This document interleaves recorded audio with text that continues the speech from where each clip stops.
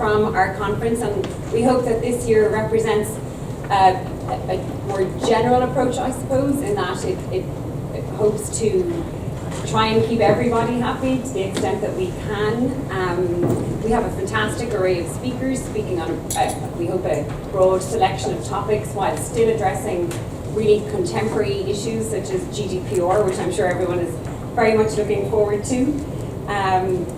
We would like in particular to thank our sponsors, Smith & Williamson, who we have been working with now for a number of years.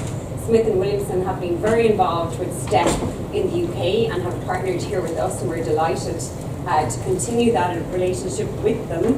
The firm has a long tradition in advising families on trusts and estates, and in particular you'll see the firm is quite involved in actual law firm practices in particular, and you'll see on your tables they have recently carried out a survey in relation to law firms. So there are several representatives from Smith & Williamson here today who I'm sure will be delighted to have a chat with you should you have any questions.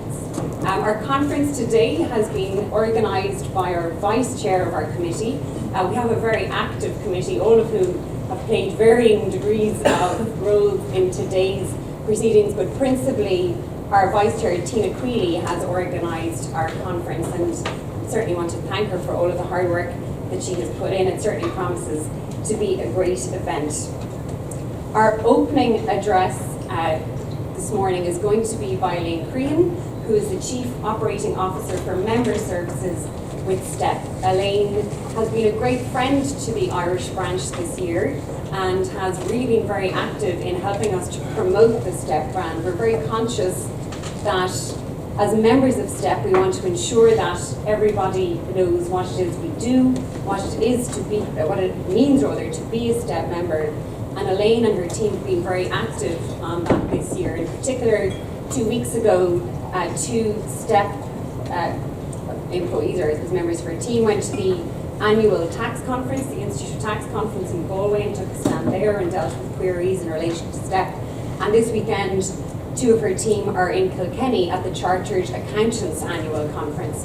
So really positive and very helpful from our perspective that the STEP brand is being promoted to our professional colleagues who of course have the ability to refer work our way. In terms of our speakers today, as I said, we have a great array, and we're really delighted because I know it takes a lot of work to present at a conference like this, particularly I think because all of our members are such experts in their field. And so we have this morning, as you'll have seen in our list, we have Aileen Keogan, and she's speaking on trusts for vulnerable clients. We have Derek Ryan from Smith & Williamson, who's going to be talking about death and pensions. I was getting a little bit of pension advice myself earlier over coffee, so that certainly promises to be interesting. Fineen O'Brien from Matheson is going to speak about GDPR issues for fiduciaries, and this is something actually we've been looking at as a committee, the consequences of GDPR in particular, for example, for discretionary trusts and how that works and the right to information. So I think Fineen, if he manages to escape from the office, because I think anybody who knows GDPR solicitors at the moment, they're quite an endangered species in that they're hidden away, I think, beavering away, so we're certainly delighted to have Fineen come talk to us. Then we have Marie Bradley of Bradley Tax Consulting, and she's going to talk about tax issue for private clients. Marie actually recently completed our STEP diploma and is certainly an expert on private client taxation, and I know she'll give us an excellent overview of the issues there. Then in the afternoon we'll have Mark O'Riordan, barrister, and he's going to talk about contentious and non-contentious probate applications, and in particular I think it's always really useful to hear about the non-contentious applications, because that's really what I think you face on a more daily basis when you have issues that need to be resolved in a non-contentious way, and how you go about doing that. And then we'll finish this afternoon with really, I suppose, a highlight, and that's Annette O'Connell, who is the probate officer, and she's going to speak about a recent report that was just published yesterday by the probate service, where they did a really comprehensive review into how the probate office works and how they're going to look to reform that in the future. We're really delighted to have Annette in particular. Annette is retiring later this summer, and so we're delighted that this will be part of her final farewell. I hope you all enjoy the conference. I'm sure you will. Tina's gone and her team have gone to a lot of trouble to organise it, and I hope you have a wonderful day. Thanks very much. And sorry, I should introduce Aileen, who is the Chief Operating Officer for Member Services with STEP.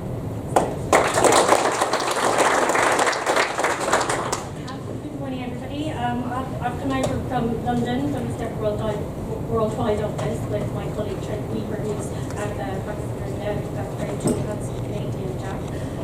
Trent is our head of membership, so both of us are here today to help any STEP members with questions. But to kick off today, I wanted to give you a synopsis of where STEP is as an organisation.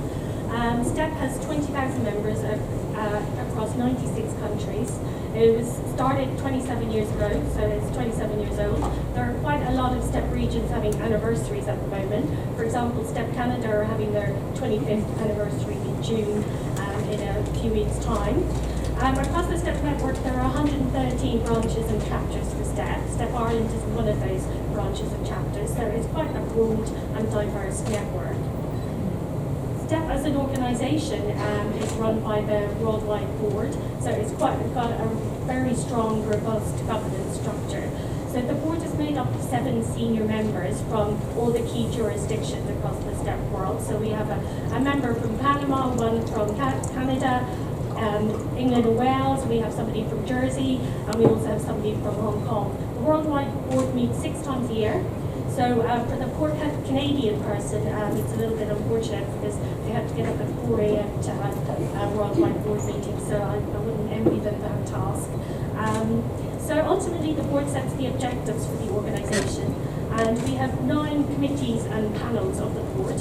All the committees range from branch development to public policy, technical committees, oversight of conferences committee, and we have a professional development committee. And I'm pleased to point out that we have Ian MacDonald in the room, who is chair of the STEP Worldwide Professional Development Committee. He's just moved there. Yeah. Also, alongside those committees, we have 8 special interest groups. These special interest groups are open to members and non-members. 6,000 members have chosen to be a member of a special interest group. So if you've not heard about them, do check them out on the STEP website. They range from everything from mental capacity to contentious trust to family business. Moving on, in terms of STEP big organisation, obviously we need to have our strategic objectives. They're all based around our member services. The first strategic objective is for STEP to provide a highly consistent member service across the whole of our network. So making sure all members within the 96 countries get value from STEP. The second objective is to make sure that STEP members feel like they can provide input to those member services. So it is not something that we take as an organisation. It's we do, and whatever we do, it's for the benefit of our members. The third objective is to build STEP's external reputation with employers, policymakers, and the general public, and essentially our reputation as a leading professional body with recognised qualifications and professional standards. So how do we do this? Every year we have a member satisfaction survey. So September 2017, we asked all of our members what do they think of STEP as an organisation. So in terms of what members think of STEP, 91% say they say STEP has benefited their career. 97% said they would recommend STEP to a colleague, so that's really good. 93% STEP is considered important within the industry, which means that STEP is definitely working hard on its reputation side. And 92% say STEP is recognised by its peers. So we're very pleased with those statistics, and that's ultimately whatever we do in terms of member service, it's to maintain those stats. So what do our members value? No surprise here, it is all about the TEP and the professional standing and the designation. Also alongside that, it's to do with CPD and networking, so attending an event like this today. We have 6,000 students across the STEP world, all studying for various diplomas, excuse me, and certificate courses. In terms of what they value, it's all about the knowledge STEP provides and the career potential for going forward. So that's all very good there. all of you as members all pay an annual subscription fee to STEP every year to maintain your membership. It's interesting to note that from an organisation, over 90% of our members, their annual subscription fee is paid by their employer. So it's very important for STEP to make sure employers feel valued by the organisation as well as the members. So in 2016, we launched the Employer Partner Programme, which we call for short the EPP. It's an accreditation process for firms who employ STEP members. It is quite a rigorous process to become an accredited STEP EPP employer. It comes with a logo, it's free of charge, and it's something that we're rolling out particularly just to enforce that STEP does value its employers of STEP members. So where is this initiative at the moment? We have over 52 firms registered as an EPP employer. This is across 14 jurisdictions.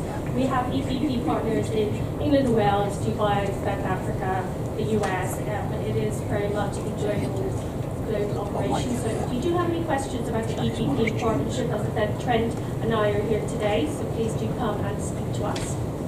So another big initiative which happened earlier this year, STEP, as a global organisation, we relaunched our route to membership. Previously we had, for example, our STEP website had 113 pages explaining how to join STEP, because we're across 96 countries. I think you'll probably agree that's a little bit ridiculous. And it was quite hard to understand. So what we've done is we've streamlined the process. There are now 3 routes to membership: exam, essay, and expertise. And we have 3 categories of membership, starting with affiliate, associate, and TP, the full membership. Trent is our expert on all of our membership routes and categories, so please do speak to him during the breaks if you have any questions there. I won't go through the chart because I know you're time sensitive this morning. Because this is the first time that STEP has had a consistent approach to how to join the organisation, it's the first opportunity for STEP in 27 years to launch a global campaign for joining STEP and raising awareness of the brand. We're calling this campaign Grow with STEP, so you'll have seen the video earlier. We have our banners and our new Grow with STEP brochures outside. As a member, you'll hear about this campaign in your news digest, your membership newsletter. In your May journal, you'll see a cigar wraparound for your journal highlighting the campaign. So as a member, we want to show value to all members in terms of what the organisation provides. But also, as Ronnie mentioned today, we want to take the brand outside of the STEP community and promote it beyond the STEP membership. So we attended some STEP industry events, which Ronnie highlighted, so we've done that. We're working across quite a few different jurisdictions. So we want all of the STEP 113 committees to be involved in the campaign. So we're launching a campaign toolkit for all these committees next week. So if you're a committee member, you'll hear about it in your committee member briefing next Friday. So in terms of what we want to achieve, it is about brand awareness and taking STEP outside the comfort zone of its 20,000 members. At the moment, we're in the process of putting together our media plan. And just to give you a little snapshot, we've highlighted 15 key industry publications that we would advertise in. And that's everything, taxation, a journal produced by LexisNexis in the UK, to New South Wales Bar Association publication. And across the 15 publications, we've discovered that there's at least a circulation of over 100,000 practitioners within the industry that we're trying to reach. So that's quite a big task in itself. But ultimately, it is about raising awareness of the brand, and we definitely want members to be involved. As I mentioned earlier, 95% or 97% of members said they would recommend STEP to a colleague. So we've created a member referral form on the STEP website. So if you want to recommend somebody for STEP membership, you can do so, and then we'll enter you into a prize draw for £9. So there's a little incentive there. In terms of events around the STEP world, we did try to count the number of events that STEP holds. We stopped at 400. We thought, this is just completely ridiculous. There are so many events. You could have an event every year. But there are quite a few large one-day conferences, such as today's event. The most recent ones have been the Malta Conference in South Africa, and the STEP Ireland Conference is very much in that zone as well. There are a number of events across the STEP network that are just 2-hour seminars, but there are also quite a few 2-day conferences in larger jurisdictions. So please do look at the STEP website and see where all of these events take place. One of the things I really wanted to highlight though was, as a member, we have an online directory. And within that directory, if you wish to speak at STEP events or be highlighted as a speaker for STEP events, you can register yourself as a STEP speaker. This speaker directory is open to all STEP committees, so they can search for speakers based across the STEP network. So it's definitely a benefit there. So just to finish off on the really exciting GDPR, and I know Finian is doing the very highly technical presentation later on today. From a STEP perspective, we sent out our updated privacy notice to all members yesterday, so I'm sure you received that email. Just to highlight, really, members can edit their preferences in terms of data privacy at any point. They can just log into the website to do that, or you can contact the STEP Worldwide office and we'll do it for you. We've also set up a data protection email address, so if you ever have any concerns about your personal details, you could just email dataprotection@step.org. And that's my main highlights from the STEP Worldwide office. Both Trent and I are here all day today. If you have any questions or mysteries about the STEP Worldwide organisation you would like us to solve, please do come and speak to us. Thank you for having us and enjoy the conference.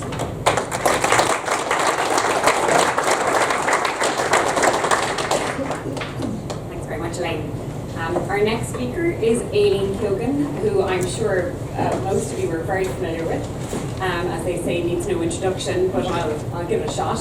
Aileen is principal of Aileen Keogan Solicitor and Tax Consultants. She's a chartered tax advisor and, of course, a STEP member and a member of our committee. She focuses on wills and estate plannings. She, in particular, I suppose, acting as a consultant to solicitors and accountants. She's author of a number of publications and one of my favourite tax books, which is The Law and Taxation of Trusts. And she is a member of the Law Society's Probate Administration and Trusts Committee, the representative of Capital and Direct Taxes, and of course, as I said, a member of our own committee, which is speaking on trusts for vulnerable clients. Thanks. Thanks, Rowan and Lynn, and good morning, everybody. Can you hear me way over there? Is the microphone's working? So today I'm going to talk about trusts for vulnerable clients. I'm focusing on a client coming into the office and having particular needs, whether it's needs for them or needs for their dependents. I'm going to focus on 4 particular categories of clients: the ones who have, for instance, children with special needs, the special category of the improvident beneficiary. I'm looking at not just people with special needs on a long-term basis, but also where there's special needs on a short-term basis, young children who have to be protected for a certain period, but not at a later period. And then the other end of the spectrum, dealing with elderly clients and advising them. I'm going to be looking at trusts, succession issues, and the taxation issues that incorporate around all of this. So I'm giving you an overview in relation to what happens when somebody comes in, rather than just focusing on tax or just focusing on a structure. So I want to first of all go into the idea of special needs. Now there are 3 types of categories. As I say, the parent comes in with a child who has special needs and wants to deal with succession planning. Then there are the people who already have had a personal injuries award given to them or made for them, and they're wanting to deal with the finance or managing that award. You then have the crowdfunding, the public appeals type fund, what to do with that. So trusts are going to be coming in these situations, or taxation issues are going to be coming, or protection issues are going to be coming, and that's what this is all about. In relation to the succession issues, the issues for the parent who has a child who is going to inherit or needs to inherit something after the parents have gone to make sure that they're being looked after, they have a number of different concerns that they have recognised themselves typically before they arrive in, but if not, it's very important for you to point out. The first thing is the vulnerability of the child. The child receiving an inheritance isn't necessarily going to be able to manage that inheritance. So who's going to manage it for them? If you don't have the inheritance slotted into a structure where somebody else can manage it, then that inheritance is going to require the child to become a ward of court. And we don't want to get into a wardship for various reasons, as many of you will know, and the structures and the restrictions around wardship. So the idea is that you're trying to avoid a wardship situation. You also want to ensure that you're not going to put in place a situation where you have a lot of tax to pay. If you can minimise the tax, great, but definitely don't get in a situation where you're adding on more tax bills. And that's what I want to go through later. There's also the social welfare aspect.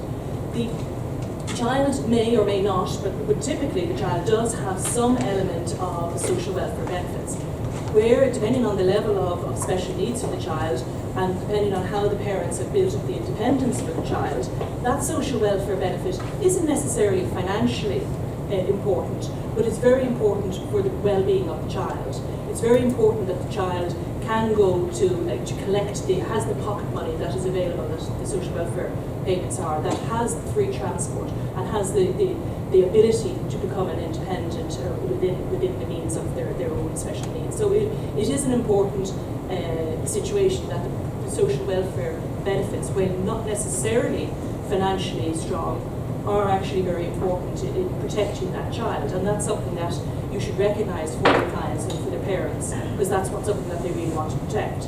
If the parent leaves an absolute benefit to that child, that absolute benefit is going to be taken into account in social welfare means testing, and therefore the child could lose all those benefits. So it's very important to protect those benefits as best as possible.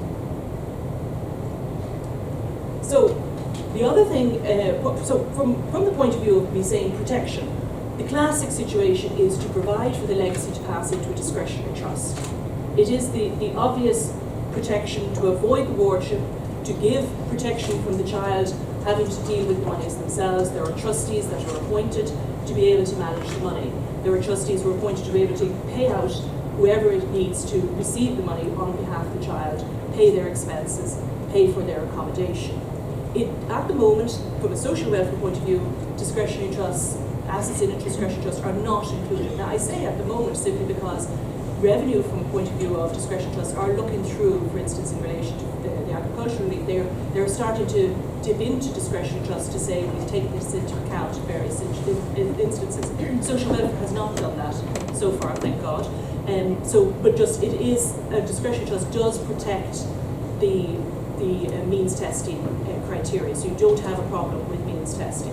The wardship is avoided if the child has not received an absolute benefit, and there is flexibility in relation to providing for the parents, for the rest of the children afterwards. You'll notice that some parents, when they come in, they have a number of different children, one of whom may have special needs, and they don't want to ignore the other children, but they are very conscious that they need to put aside an extra pool or a separate pool for the child with special needs.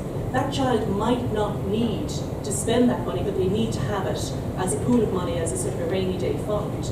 But that doesn't mean that just because you put in place a discretionary trust for that child, that doesn't mean that the others lose out. They can take it afterwards after the other child has died. So it is flexible. There is also the case that you could have a lot of other extended family members interested in providing for this child. You know, the kindly aunt wants to leave a legacy as well for this child. If the kindly aunt leaves a legacy of whatever, 30,000 to the child, again you have the problems of wardship, you have the problems how that is going to be managed. So that aunt should make their own will to incorporate a separate discretionary trust.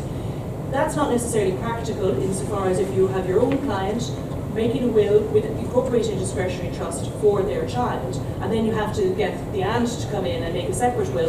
It's a little bit messy. So what you could do is create an inter vivus discretionary trust and have that then the box to which everybody leaves their legacies, and including the parents, including the aunt. The inter vivus structure would not be something I'd recommend on a day-to-day basis because of the difficulties with mandatory disclosure and the fact that you're setting up a trust now, even if it is for a nominal amount. So it isn't something that I necessarily encourage unless it is very clear that you know that there are going to be extended family members placing benefits into that trust. But those sort of trusts are flexible for that. I'd emphasise that the discretionary trust is not a tax avoidance scheme at all. This is a protection trust. At the same time, you want to make sure that there are opportunities to avail of the tax benefits that are there. So the trust is not a tax avoidance, despite the perception that discretionary trust equals problems from an AML point of view or problems from an anti-avoidance point of view. It is not there as an anti-avoidance structure. It is there in the classic, almost notorious type of protection, that it is there to protect the child in relation to finances. Income tax is still going to be applicable to that trust. Capital gains tax is still going to be charged on the trustees.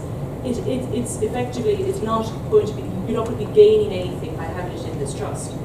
The one difficulty with trusts and discretionary trusts is because it's perceived to be an avoidance situation, there is the imposition of the levies once the youngest child or a principal object is age 21. The advantage of a special needs type trust, this type of family trust, is that you can make sure that the trust is not incurring that extra levy that would otherwise apply.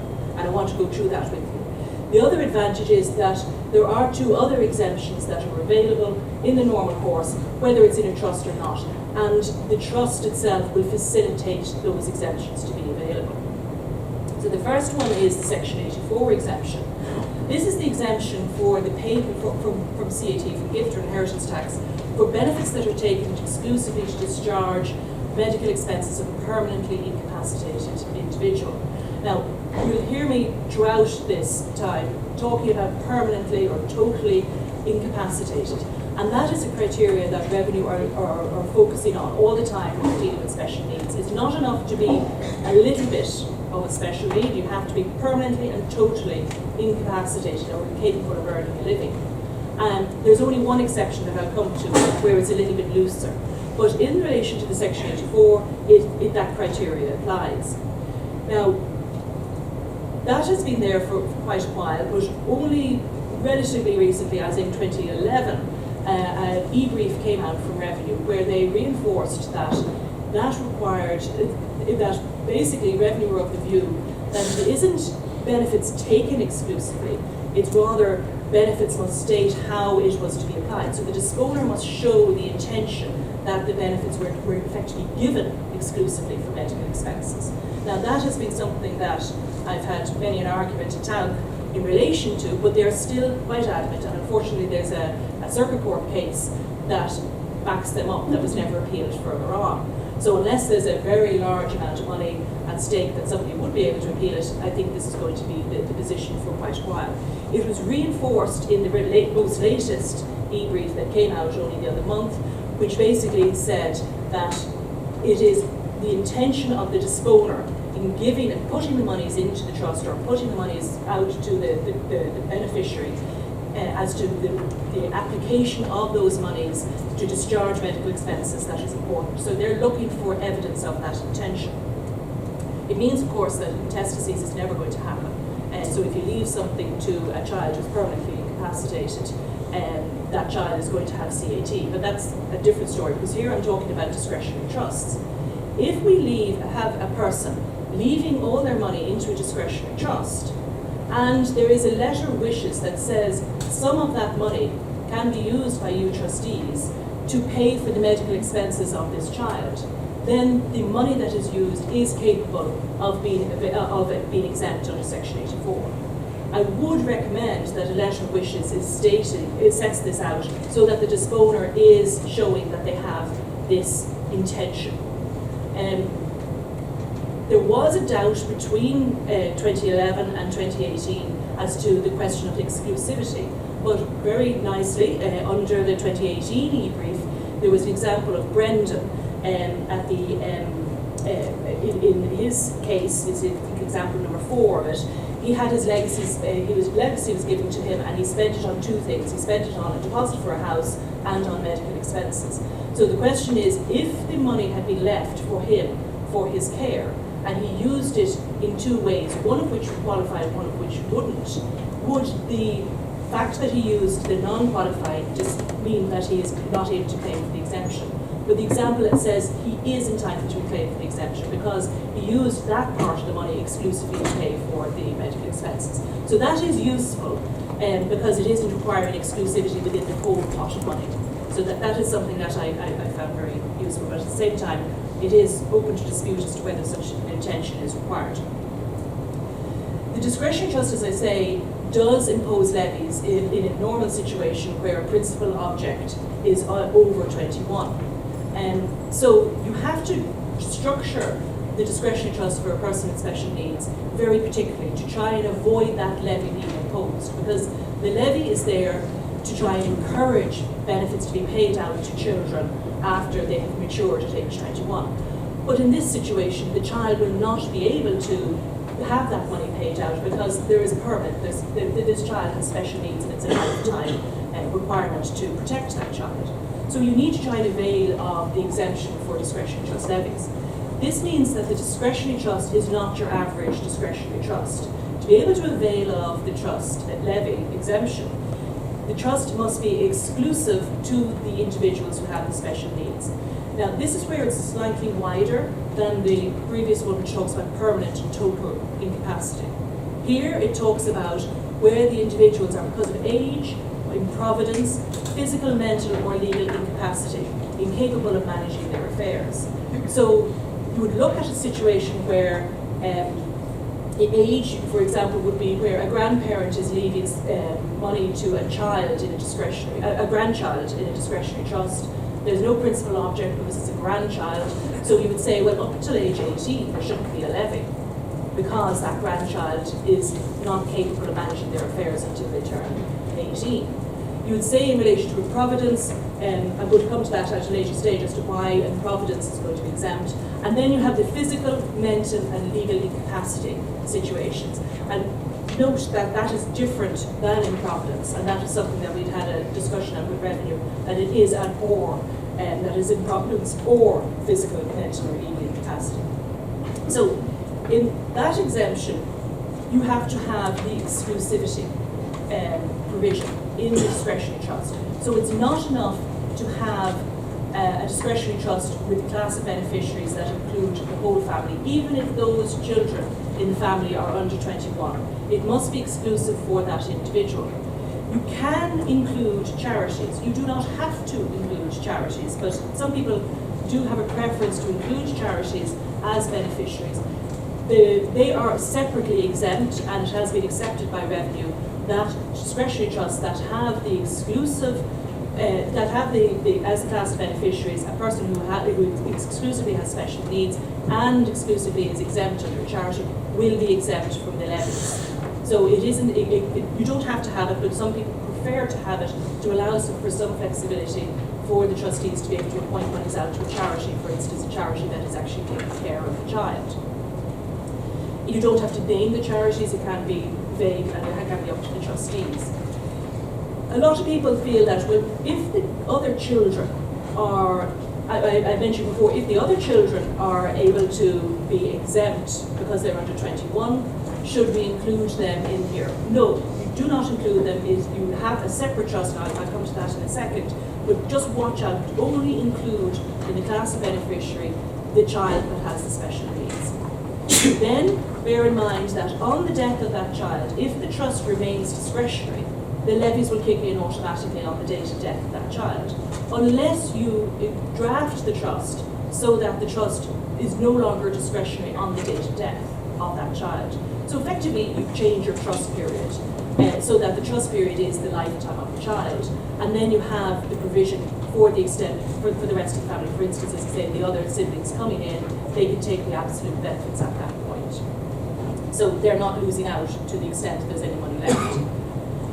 As I mentioned before, a child that is under 21 that doesn't have special needs is a non-chargeable beneficiary, has made the trust non-chargeable for the fact that it's a principal object. But it will be chargeable at the age of 21, when the youngest child turns 21. You should not have that child in there as a beneficiary. It's different than being an exempt beneficiary.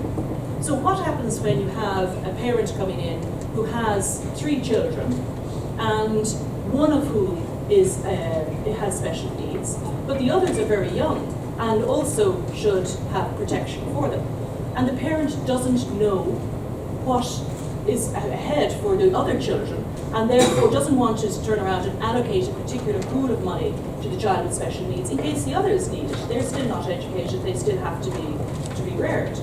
So in that situation, my recommendation is to have two separate trusts under the will, that you would have a trust with a nominal amount going in for the special needs child.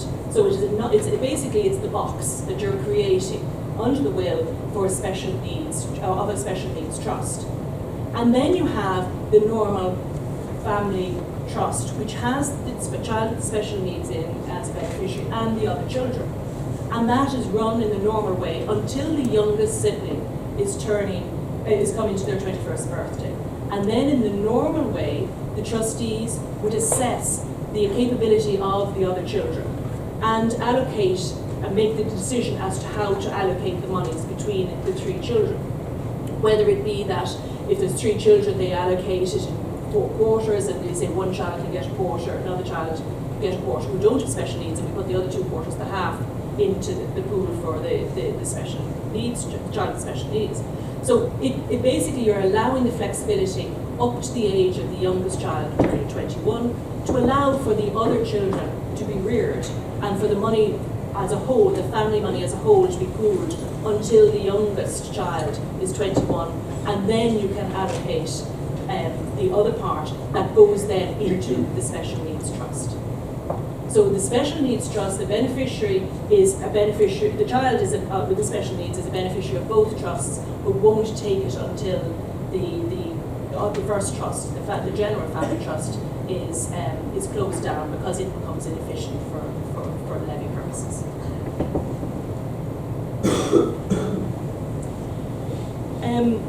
Moving on to another advantage of the discretionary trust for a child with special needs is the changes that came through under Finance Act 2014 in relation to Section 82. Many of you will know that it has been a very wide section previously where the provision for any child by way of support, maintenance or education would have, that was within the means of the parent, would be exempt from CAT. And that was for gifts or inheritances. 2014, Finance Act 2014 shut that down quite considerably and basically said that that will only be available for children that are under age 18 or a child that is under 25 unless that child is in full-time education.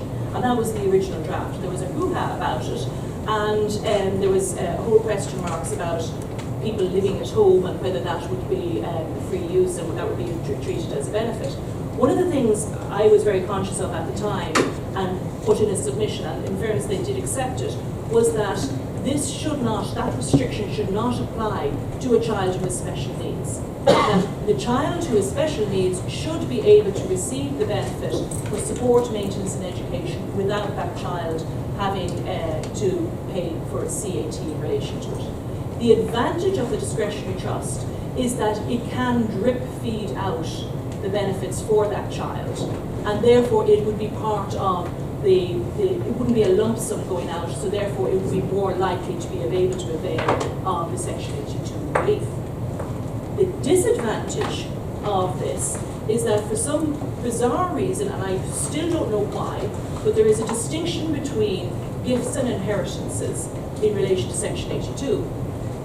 In Section 82, a gift from either parent is going to be exempt if it falls under the category of the part of the normal expenditure reasonable having regard to financial circumstances. But in the case of inheritances, that will only apply if both parents have died.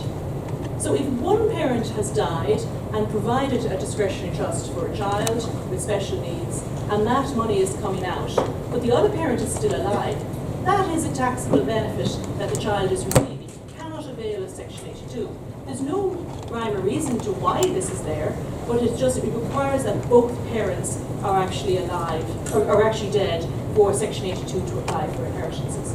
That means your typical pension situation, where it can provide for a surviving spouse and dependents, means that the dependents are going to be caught for the CAT in relation to their pension. It means that when you have, and that will happen more and more, where there are divorce situations, so that people have already decided not to provide for the spouse and they're providing directly for the child, where the spouse might still be alive.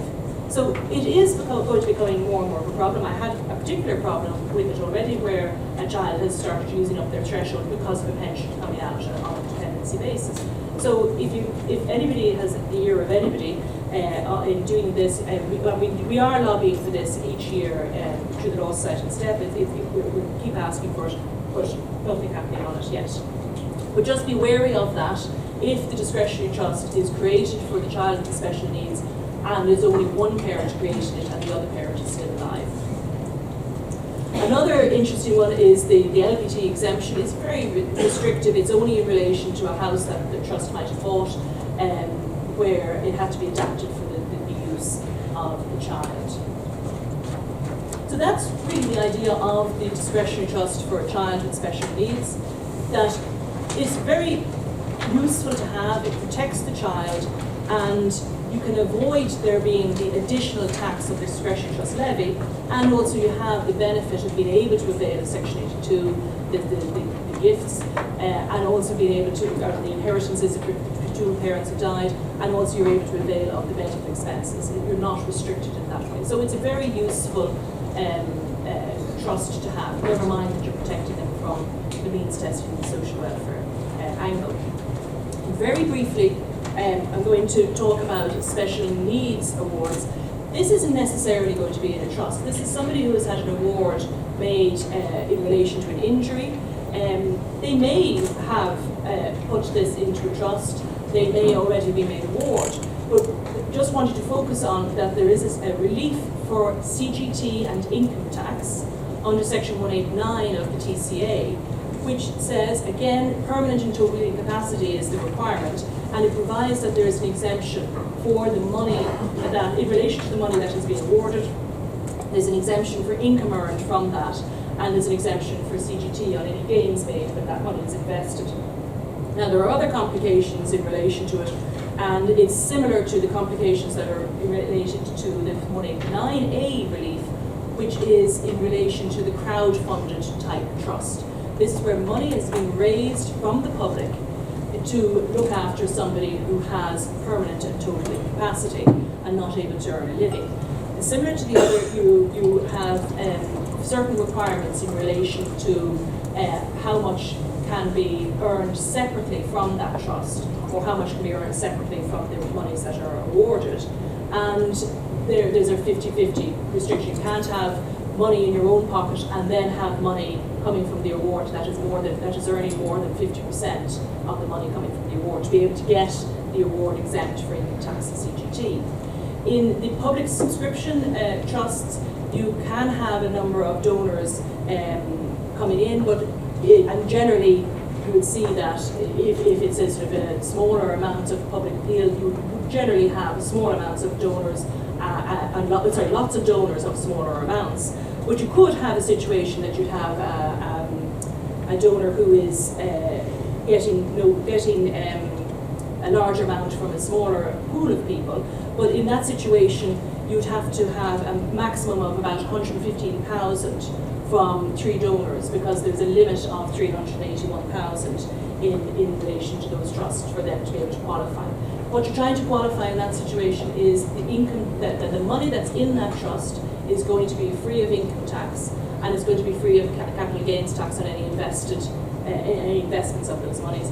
And there's also, it's going to be exempt for CAT. Now, in the payment out for CAT, if it's a lot of people paying into the public subscription trust, it's not a bother anyhow, because you don't have all of the small gifts exemptions. But going back to the idea that you could have 3 large donors, there will not be CAT if it does qualify into the 189A trust. There's rules in relation to you using those monies and levering them up to try and invest more. There's also rules in relation to the money that's being reinvested as it goes along. So there's quite a good revenue guidance in relation to this under Section 189 and 189A. And what's quite useful in that is they talk about the permanent and total incapacity and what sort of evidence revenue we're looking for in relation to that. And that is there for the Tax Consolidation Act, but it's going to be useful for when you're dealing with the likes of other exemptions under the CAT Act, because that guidance isn't there for CAT, which it is there in relation to the TCA. So you can use that, you can see where revenue are coming in relation to that. So then moving on to the particular type of person who you could say has special needs, but is in a category of their own. It is the improvident person. The improvident is somebody who can have legal capacity, who can have mental capacity, isn't necessarily in receipt of disability allowances, but is not just a person who had a little spree down in Dundrum Shopping Centre the other day and maxed out on the credit card, but it's someone who consistently is doing this and is going beyond what is normal, even allowing for some people having a tendency for certain shoes.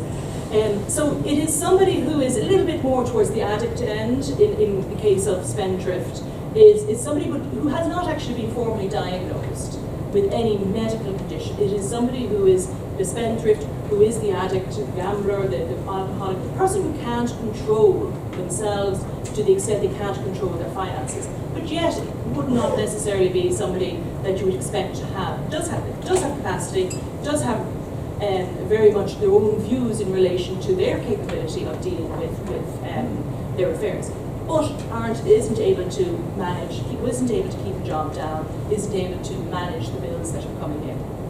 It's relevant from a point of view of the functional test that's going to be brought in under the Mental Capacity Act, insofar as you might be incapable of doing one thing, but yet you're capable of doing another. And the improvident would you'd expect to fall into this category. And that improvident is someone who's not going to get any tax benefits for the fact that they have this concern, this need that needs protection. We're not talking about a tax benefit for this, but we are talking about the importance of protecting that person from inheriting a legacy which is just going to be low. And then they're on the system for everybody. Even the state is going to have to start looking after these guys afterwards. They can't manage a house. So if the house is left to them and they sell it, then they will be homeless. They will be, as a taxpayer, we're going to be called for it. So from that point of view, the state does recognise that there is a